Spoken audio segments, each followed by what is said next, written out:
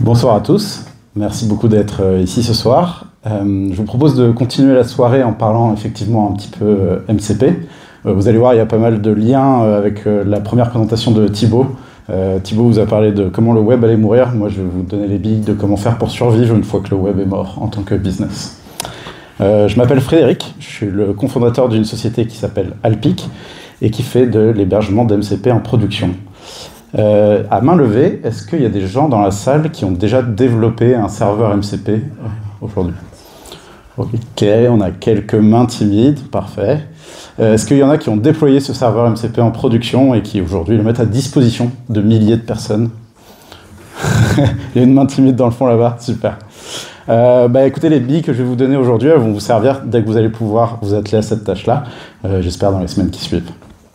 À Alpic, on héberge du coup des serveurs MCP. On a fait pas mal de choses, vous avez peut-être déjà entendu parler de nous. On a fait un premier serveur MCP qui s'appelle Yeti, qui est un personal assistant pour faire du ghostwriting sur LinkedIn. On a développé un client MCP sur Slack pour que vous puissiez chatter avec votre LLM préféré, le connecter au MCP serveur que vous voulez depuis Slack. On a fait Grizzly, qui est une surcouche en stéroïde de l'inspecteur officiel de MCP, qui permet de développer des serveurs. Et j'ai ma petite photo dans la liste des core contributeurs du protocole MCP. Je suis très fier, j'espère que je pourrai continuer à contribuer au protocole, faire en sorte qu'il fournisse les interfaces du web de demain. Alors ce web de demain, Thibaut vous en touchez un mot du coup. Effectivement, depuis quelques années, on a un nouveau persona qui interagit avec les business qui sont présents sur Internet. On n'a plus seulement que des utilisateurs humains qui interagissent via une interface web ou via une application mobile. On n'a plus que des softwares tiers qui s'intègrent avec votre solution via des API. On a aussi des agents qui utilisent des interfaces comme celle de MCP pour pouvoir mettre à disposition la valeur de votre business, les produits de votre business. Comme côté user, pour les business traditionnellement présents sur le web, on avait recruté des UX designers pour penser les interfaces et les parcours utilisateurs afin de maximiser l'expérience utilisateur qu'on mesurait avec le NPS notamment. De la même façon que sur du software, en tant que software architecte, faisait en sorte de développer les meilleures API possibles pour pouvoir les intégrer dans des solutions tierces en mesurant le niveau de satisfaction de Developer Experience via le temps d'intégration par exemple. On va avoir des métriques similaires sur ce nouveau persona qu'il faut absolument regarder si demain vous voulez avoir un business présent pour ces agents à la qualité attendue. Notamment, on va avoir un nouveau type de personnes qui vont apparaître dans les entreprises que j'ai appelé aujourd'hui Agentic Experience Designer, mais qui pourrait être l'évolution de ce qu'on appelle un prompt engineer aujourd'hui, qui vont devoir travailler justement à améliorer la qualité de cette expérience agentique en regardant des métriques comme la capacité d'une IA à compléter une tâche de façon autonome jusqu'au bout. Ce que je vous propose de regarder aujourd'hui, du coup, c'est quels sont les plans qu'on peut mettre en place pour maximiser dès aujourd'hui, via votre serveur MCP, la qualité de l'agentic experience que vous mettez à disposition des modèles de demain. Ça vous tente comme aventure? On va faire ça. Trop cool. On peut utiliser le modèle que vous voulez, que ce soit un PDCA, un Piscar, un Six Sigma, un Kaizen. Le but du jeu, ça va être de faire une première mesure, analyser les résultats et trouver une façon d'améliorer ces derniers en ayant un impact positif dessus et de répéter infiniment le cycle. Si on s'attaque à cette tâche-là, la première chose qu'on doit faire, du coup, c'est mesurer. Comment on va mesurer cette agentic experience en production? Alors, vous voyez un petit schéma ici. Il n'y en a pas beaucoup des schémas comme ça. Je me promets d'être beaucoup plus facile à lire dans les slides qui suivent. Sur ce schéma-là, vous avez un gros bloc au milieu, en gris, l'agent, qui est composé de deux choses, l'application et le modèle. Ce couple application-modèle, vous pouvez avoir par exemple ChatGPT comme application qui va dialoguer avec O4.1 comme modèle. Vous allez avoir Claude Desktop ou Claude Web comme application qui va dialoguer avec Sonnet ou Haiku. C'est vraiment ce binôme-là que je mets derrière le mot agent. Cet agent, il est mis à disposition d'un utilisateur, que vous voyez tous sur la gauche du schéma, qui va lui donner une tâche, un objectif à remplir. Il est également connecté avec des sources, des business extérieurs, via le protocole MCP, à un serveur MCP que vous voyez tout à droite de ce schéma-là. La tâche de l'utilisateur, la tâche que l'utilisateur confie à son agent aujourd'hui, c'est celui d'aller booker pour lui un vol pour aller à San Francisco demain. Thibaut en parlait tout à l'heure, le booking c'est une des effectivement verticales qui via de l'agentique va tenter de proposer une expérience maximale. Là notre utilisateur il veut simplement un vol pour San Francisco demain sans s'embêter avec les détails, il délègue cette tâche à un agent. L'agent en question va via le MCP serveur de Turkish Airlines ou American Airways ou peut-être Alpic Airways demain si on se lance dans les compagnies aériennes aussi, pouvoir récupérer des informations et faire ce booking pour l'utilisateur. Vous, en tant que business, justement, qui fournissez ce service de booking, de billets d'avion, la visibilité que vous avez en production sur les interactions qu'il y a avec vous, elle se situe uniquement à droite de ce schéma. Toute la partie utilisateur, application et modèle sont en dehors de vos scopes d'action. Et du coup, vous n'avez pas accès à des choses qui sont cruciales pour pouvoir mesurer la qualité de l'agentic experience. Vous n'avez pas accès au prompt initial et à la tâche que l'utilisateur a donnée à l'application. Vous n'avez pas accès à la suite logique des différents appels qui sont faits par la même application à votre serveur. Vous n'avez pas accès à l'information comme quoi le dernier appel qui a été fait à votre serveur est effectivement final et a permis à l'utilisateur de compléter sa tâche. Du coup, vu que tout est en dehors de votre contrôle, il faut trouver des façons alternatives aujourd'hui de mesurer cette qualité d'agentic experience. Je vous rassure, ça va quand même dans le bon sens. Depuis par exemple la release MCP de fin mars, qui est l'avant-dernière, on a une notion de session qui a été introduite qui permet de coupler, de rapprocher des appels faits successivement dans le temps d'une application à un MCP serveur et du coup de pouvoir suivre justement un parcours de l'utilisateur à travers cette interaction. Néanmoins, c'est pas encore ça. Une session, c'est très différent d'une conversation et c'est très différent d'une tâche. Une session, c'est une application qui se connecte à un serveur MCP, mais au sein d'une session, vous pouvez avoir plusieurs conversations qui se déroulent, et au sein d'une conversation, vous pouvez avoir plusieurs tâches successives qui s'exécutent. Le vol que je veux pour San Francisco, c'est la première tâche, mais dans la suite de la conversation, je peux lui demander d'aller me commander un Uber Eats sur un resto du quartier que j'aime bien. Et du coup, c'est important de pouvoir dissocier ces informations. On n'est pas là encore aujourd'hui, mais on va dans le bon sens. En attendant d'être là, je vous propose du coup des mesures proxy de la qualité de l'expérience agentique de votre MCP serveur. Ces mesures proxy, ça va être des composantes de cette agentic experience qui se mesurent au taux de complétion de la tâche et elles vont nous permettre d'avoir un élément palpable depuis notre position en production qui est un proxy viable de la mesure de la qualité d'expérience. Il y en a 3 que je vous propose. La pertinence, qui est grosso modo la capacité d'un modèle à choisir le bon outil mis à disposition par votre serveur MCP, appelé avec les bons paramètres, si je veux un vol pour San Francisco, qu'il ne l'appelle pas avec un vol pour Londres. Il y a également la partie coût, qui est modélisée ici par la quantité de tokens que va retourner votre serveur MCP, qui vont être ingérés comme des input tokens par le modèle qui vous appelle. Et il y a une notion de latence. Latence, pas au sens durée, puisque celle-ci est très dépendante de la charge du modèle avec lequel vous interagissez, mais latence au sens quantité de complétion, quantité d'itération que le modèle va devoir faire pour compléter sa tâche, aller jusqu'au bout. De ces 3 mesures proxy, il y en a une qui va être très intéressante, parce que il y en a 2 qui vont être très intéressantes parce qu'elles sont mesurables en production. C'est la quantité de tokens que vous allez regurgiter, que vous allez retourner en tant qu'MCP serveur, et la quantité d'interaction que vous allez avoir avec un utilisateur. L'accuracy, la fiabilité, la précision de l'appel des tools, ça reste quelque chose que vous mesurez au moment de votre développement, dans votre life cycle de développement, puisque, une fois de plus, vous n'avez pas accès à la requête initiale et du coup, aucun moyen de savoir si l'appel qui est en train d'être fait est effectivement pertinent pour la tâche à accomplir. Du coup, avec ces mesures-là proxy de côté, on va s'intéresser à une deuxième chose qui va nous complexifier la tâche dans le fait de mesurer la qualité d'agentique, qui est la disparité des 2 autres acteurs principaux dans cette équation, que sont le modèle et l'application.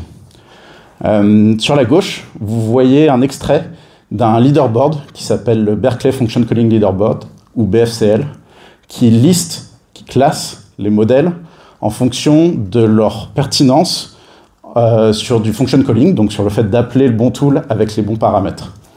L'extrait que vous voyez ici, il date du début du mois de juin, donc il est assez récent, et il s'amuse à lister une 110 modèles qui vont de 16% de pertinence, donc autant dire qu'il n'appelle jamais le bon tool au bon moment, jusqu'à 76%, 78%.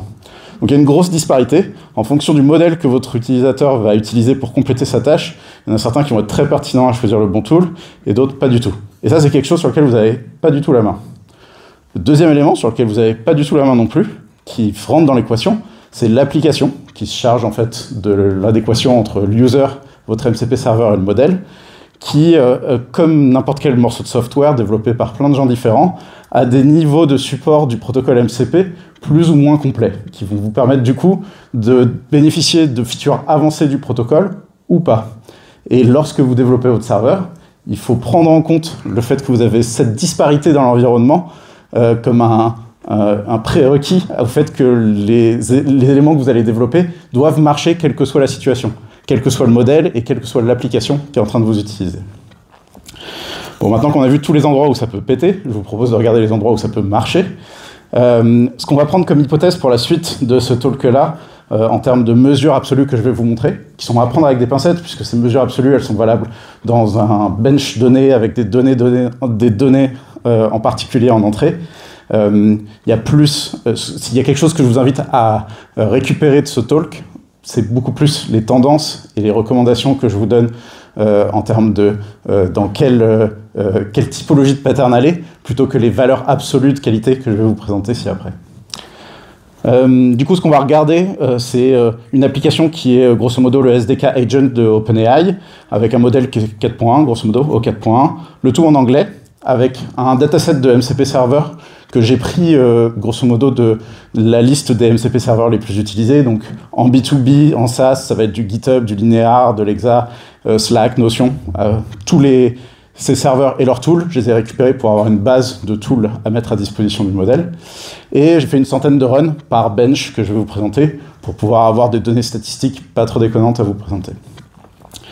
Les endroits qu'on va mesurer, du coup, ils vont être au niveau de ce qu'on peut modifier en tant que développeur de MCP Server. Et en tant que développeur de MCP Server, il n'y a pas 36 000 endroits où vous pouvez avoir un impact sur le modèle qui est derrière. Au moment où le modèle vous demande la liste des tools à disposition, vous allez pouvoir avoir un impact sur la quantité de tools que vous renvoyez, ou les paramètres que ces tools acceptent en entrée. Au moment où les tools sont utilisés, où vous allez pouvoir choisir qu'est-ce que vous retournez en réponse une fois que le tool a été accompli, la tâche du tool a été accomplie, et au moment de notifier quand potentiellement vous avez une liste de tools qui a évolué de votre côté. On va regarder et mesurer du coup en premier sur la liste des tools. L'impact de la quantité de tools. Là, ce que vous voyez sur le schéma à droite, c'est l'évolution de la pertinence, donc du fait que le bon tool soit appelé pour une tâche donnée, en fonction de la quantité de tools mis à disposition du modèle. Le meilleur cas de configuration, c'est quand il y a un seul tool qui est mis à disposition du modèle, peu de chances qu'il se plante, et malgré ça, dans 10% du cas, il n'appelle pas le bon tool. Ça vous donne quand même une mesure de base qui est, au mieux, avec un seul tool à disposition, dans ces conditions-là bien particulières, dans 90% des cas, il va arriver à accomplir sa tâche, dans 10%, il ne va pas y arriver. Plus vous augmentez la quantité de tools, plus il y a de choses, de choix possibles à cette disposition, plus les résultats ont tendance effectivement à diminuer, ce qui était quelque chose qu'on pouvait pressentir. La vitesse à laquelle ça diminue est impressionnante. On est vraiment sur une approximation logarithmique de la qualité, de la dégradation de la qualité, en augmentant la quantité de tools à disposition du modèle. Dès qu'on arrive à peu près à une quinzaine de tools environ, on est déjà plus qu'à 50% des tâches qui arrivent à complétude. Donc ça descend très vite. La plupart des applications se prémunissent de ce genre de situation pour éviter le cas où vous, en tant qu'utilisateur final, après avoir configuré votre application avec plein d'MCP serveurs pour faire plein de choses sur le web, vous vous retrouvez dans la situation où, pour la moindre demande très simple, le modèle est incapable de vous répondre parce qu'il a trop de tools à disposition. Donc, par exemple, là, vous avez un message de cursor qui vous empêche de passer au-dessus de 40 tools. Pour eux, c'est la limite haute. Au-dessus de ça, il faut désactiver certains serveurs pour activer celui que vous voulez rajouter. Bon, du coup, la pertinence, logarithmiquement décroissante. La quantité de tokens qu'on va rejeter, elle est linéairement proportionnelle à la quantité de tools. Si vous rajoutez plus de tools, vous rajoutez plus de tokens en entrée, mais c'est linéaire, ça va. Et la quantité d'itération n'est pas impactée. De ce constat-là, il y a un premier pattern qu'on voit beaucoup aujourd'hui sur Internet qui est énormément mis à mal. Le pattern que je vous montre ici, c'est un pattern que beaucoup de développeurs se sont appropriés pour développer leur premier MCP server. Donc, parmi ceux qui ont levé la main tout à l'heure, j'imagine que c'est peut-être un pattern sur lequel vous avez effectivement développé une première fois, qui est un pattern qui consiste à prendre l'API HTTP existante d'un service et de faire un tool pour un endpoint de l'API. Donc de wrapper technologiquement l'API HTTP avec le protocole MCP. Très rapidement, si vous avez 20 endpoints, 30 endpoints, 40 endpoints, 50 endpoints, ce qui n'est pas complètement déraisonnable comme quantité, vous vous retrouvez dans la partie de la courbe que je vous présentais où vous tombez très rapidement en dessous des 50% de taux de complétude. Du coup, ce pattern-là, même si extrêmement facile à mettre en production, à développer, puisque vous avez même des outils automatiques comme celui de Postman que je vous présente ici, qui prennent une documentation OpenAPI de votre API pour construire le MCP server. Vous n'avez même pas besoin d'écrire une seule ligne de code. La problématique, c'est que si vous avez plus de 15 endpoints, vous descendez en dessous de 50% de taux de succès que le modèle appelle le bon tool. Du coup, si on n'augmente pas le nombre de tools, est-ce qu'on peut changer la quantité de paramètres qu'on met à l'intérieur des tools pour supporter plus de cas? Et là, le bench que je vous propose de regarder ici, c'est pour une quantité de tools donnée, s'amuser à varier la quantité de paramètres que chacun des tools est capable de prendre et de voir si ça a un impact sur la capacité du modèle à sélectionner le bon tool et à appeler le bon tool avec les bons paramètres. Donc il y a des, on va dire, des contraintes supplémentaires. C'est d'autant plus difficile pour lui de effectivement bien accomplir sa tâche, parce que ce coup-ci, on ne regarde pas juste s'il appelle le bon tool, on regarde s'il appelle le bon tool et avec les bons paramètres. Contrairement à la quantité de tools qui logarithmiquement affecte négativement les performances agentiques, ici on n'est que linéaire, ce qui est plutôt un bon signe, puisque quand on multiplie par 2 le nombre d'arguments, on ne divise que par 2 l'accuracy, la pertinence du modèle qui est derrière.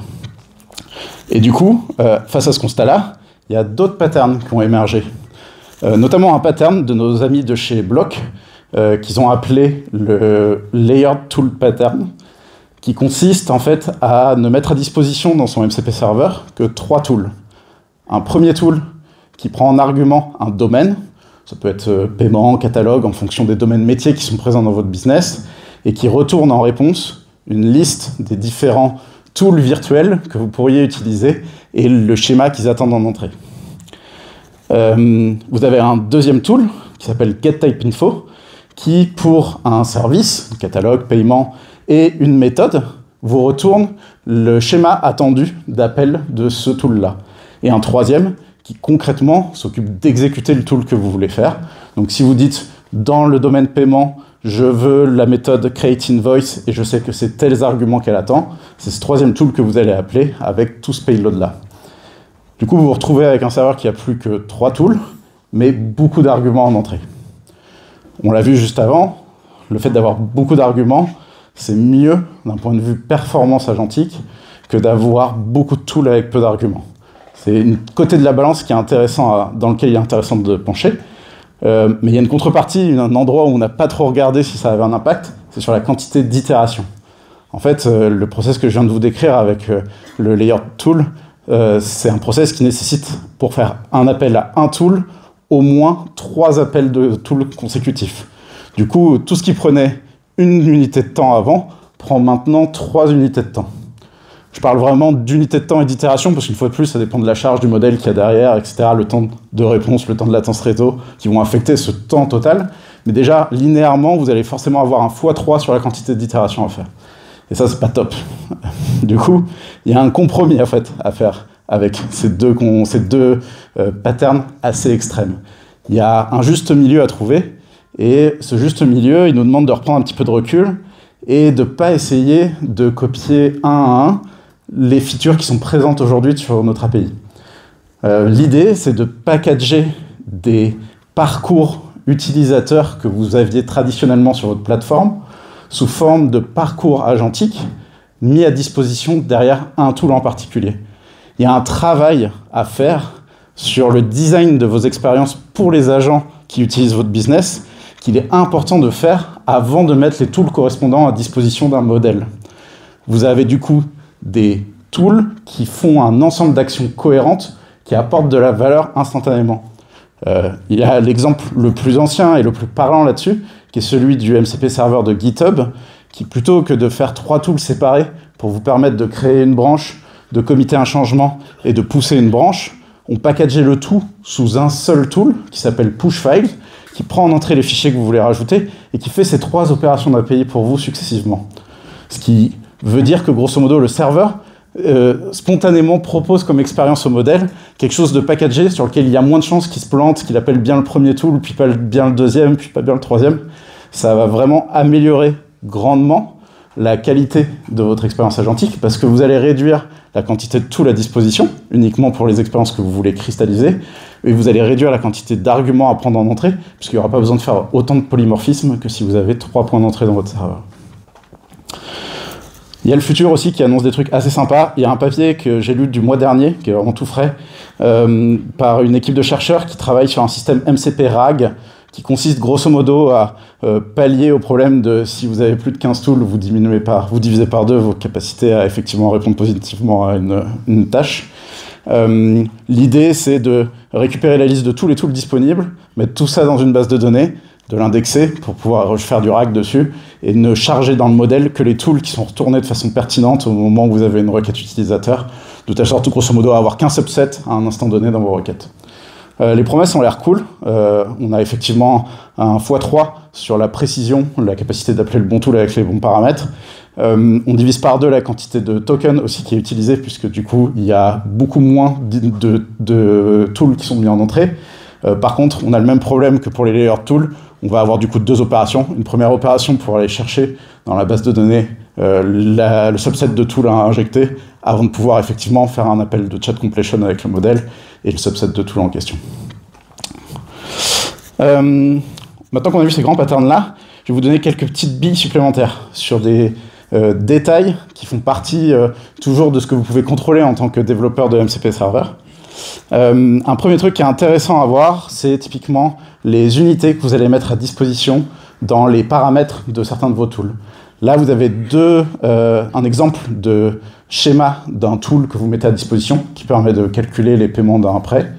Dans les propriétés qu'attend ce tool-là, vous avez une version du taux d'intérêt qui est décrit comme étant un nombre à mettre comme pourcentage. Et du coup, vous espérez que le modèle derrière va bien faire la conversion de 5% pour vous donner le nombre 0.05. Et une deuxième façon de représenter ce paramètre-là, sous la forme de points de pourcentage, ce qui est beaucoup plus proche de l'input utilisateur probable que vous allez avoir. Quelqu'un, il y a de fortes chances, va tasquer le modèle avec 5% plutôt que 0,05. Ce qu'il faut retenir de cette slide-là, c'est que quand vous designez les paramètres qui sont à disposition dans vos stories agentiques, faites en sorte que les unités que vous utilisez soient plus proches possible des unités que va utiliser un utilisateur qui va tasquer le modèle avec un prompt particulier. Vous avez aussi beaucoup de choses qui sont assez puissantes dans JSON Schema, qui est la technologie qui est utilisée pour décrire les paramètres que peut prendre en input un tool, notamment les formats et les regex sur les paramètres de type string. C'est important de les utiliser, comme par exemple dans ce tool-là, send email, pour donner l'information au modèle que là, c'est un email qui est attendu à cet endroit-là pour envoyer le mail. Je regarde le temps, allez, on est pas mal. On a regardé du coup la partie liste de tools. Maintenant, on va regarder la partie utilisation de tools. Qu'est-ce que nous, on peut retourner pour améliorer la performance agentique de notre serveur. En fait, quand un tool est utilisé, la seule chose qu'on a comme vecteur d'action, c'est la réponse qu'on donne à l'application et du coup au modèle sur le résultat d'exécution de ce tool. Ça peut être un succès, et du coup, dans la réponse de votre tool, vous voulez potentiellement mettre des informations sur un objet qui a été créé ou sur une action qui a été faite. Là, vous avez par exemple un invoice qui a été créé sur l'API de Stripe, qui peut faire partie de l'expérience agentique que vous mettez à disposition.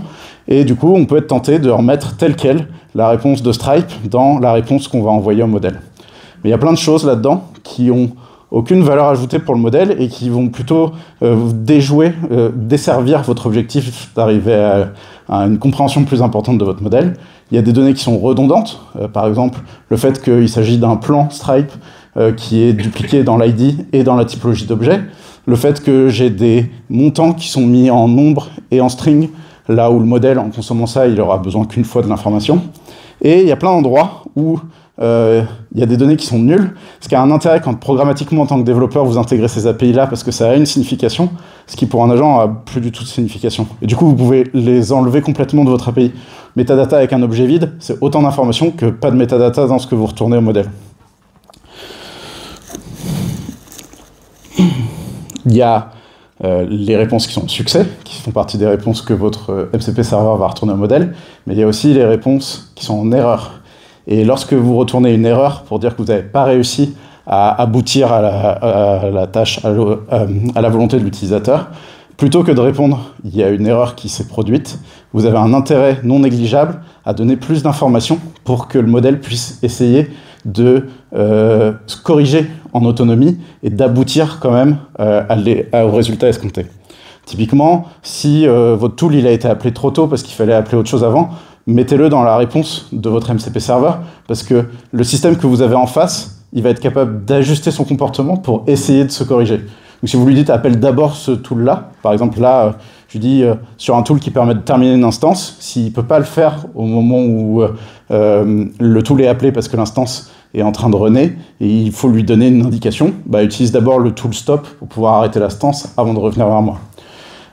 Si vous avez une contrainte de validation que vous ne pouvez pas décrire en JSON schéma ou qui complexifierait trop les arguments que prend votre tool en entrée, vous avez la possibilité de donner dans votre réponse d'erreur les raisons pour lesquelles cette requête ne peut pas être satisfaite pour que potentiellement le modèle ajuste le payload d'utilisation du tool et refasse un call qui ce coup-ci pourrait aboutir.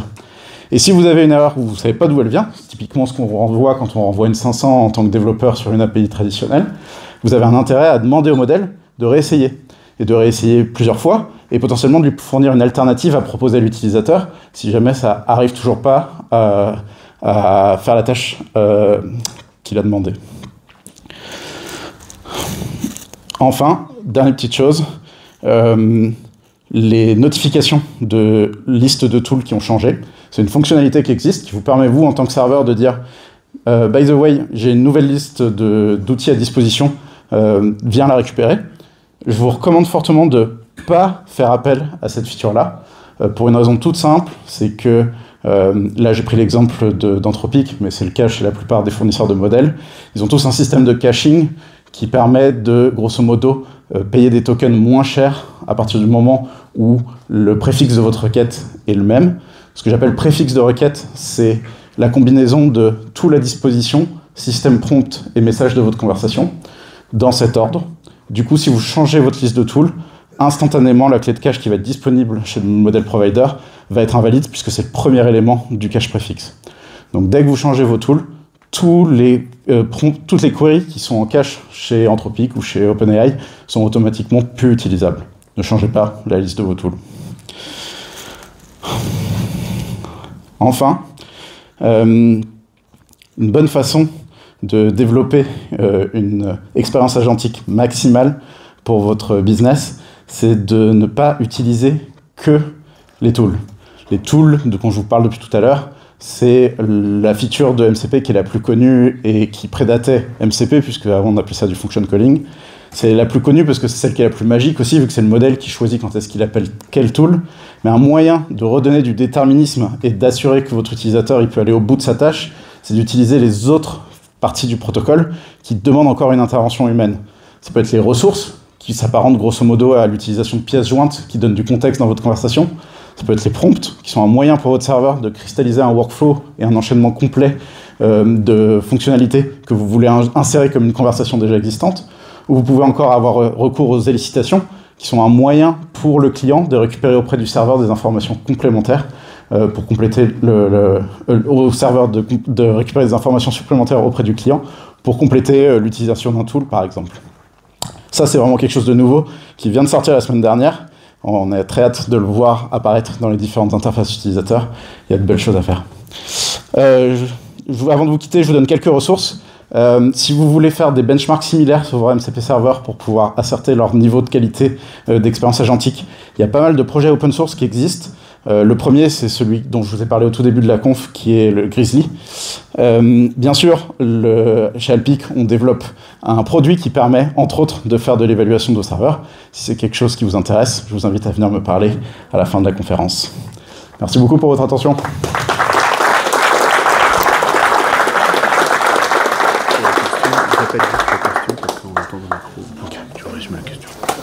Des questions? Oui, ce qui est intéressant avec ton talk, c'est que toutes les bonnes pratiques de MCP fonctionnent juste pour les agents qui n'utilisent même pas les MCP. Ils fonctionnent que juste enfin, pour toute la partie. Ouais. On en est où actuellement là, de la capacité de justement les faire marcher ces MCP sur les clients desktop, les chatbots sur le web, ChatGPT, etc. C'est en cours de... Alors ta question, c'est le niveau d'adoption des applications, c'est ça? Alors, je vais revenir tout de suite sur la slide. Donc là, ce que je vous mettais à droite, c'est un extrait du site du modèle Context Protocol, qui a notamment une matrice de support des features de MCP par les différents clients. Ça va mieux. Mais vous voyez encore, il y a beaucoup de croix rouges sur ce graphique-là. À chaque fois qu'il y a une croix rouge, il y a une feature spécifique de MCP qui n'est pas supportée par un client en particulier. Il n'y a pas de ChatGPT dans ton... Oui, tout à fait, c'est un extrait. Comme vous pouvez voir, ça s'arrête à la lettre C et c'est classé alphabétiquement. Donc il y en a d'autres derrière. Typiquement MCP sur les plus gros clients que vous avez aujourd'hui, donc ça va être ChatGPT et Claude Web et Claude Desktop. Les deux sont totalement disponibles uniquement à partir du moment où vous payez. Donc à partir du moment où vous payez ce premier tiers en tant que perso ou à partir du moment où vous avez accès à un plan Enterprise. Est-ce que ça répond à ta question? Teams? Oui, Teams, c'est ça, oui. Ouais. Ça doit être configuré par ton administrateur. C'est lui qui choisit quels sont les MCP serveurs remote que tu rajoutes. Mais si tu as un plan Teams sur ChatGPT ou sur Claude, tu as accès au MCP serveur. C'est récent. Non, ça date pas d'hier quand même. Ouais. Alors, j'ai une autre question, c'est plutôt lié à la sécurité des serveurs MCP. Est-ce que vous avez des recommandations pour sécuriser ces serveurs-là? Par exemple, si on veut exposer publiquement un serveur MCP, est-ce qu'il y a des façons de faire ou des guidelines qui peuvent aider à sécuriser un peu les accès à ces serveurs-là? Donc la question, elle est relative à la sécurité. Est-ce qu'il y a des façons des bonnes pratiques de sécurisation de serveurs MCP en production? Il y a deux grandes typologies de serveurs MCP. Il y a les serveurs MCP qu'on va appeler publics, qui ne sont pas protégés par une couche d'autorisation. L'autorisation est apparue dans MCP à la release du fin mars, qui introduit OAuth, qui est un mécanisme assez connu dans le web comme processus pour authentifier une personne ou un système auprès d'MCP. Mais du coup, il y a deux modes. Un mode dans lequel, grosso modo, vous pouvez consulter des MCP serveurs publics qui sont pas du tout, dont les données et toute la disposition ne dépendent pas de l'utilisateur, et des MCP qui sont privés, ou en tout cas qui nécessitent une authentification pour pouvoir faire des choses. Les requirements de sécurité sont plus élevés pour la partie privée que pour la partie publique. Il n'y a pas de...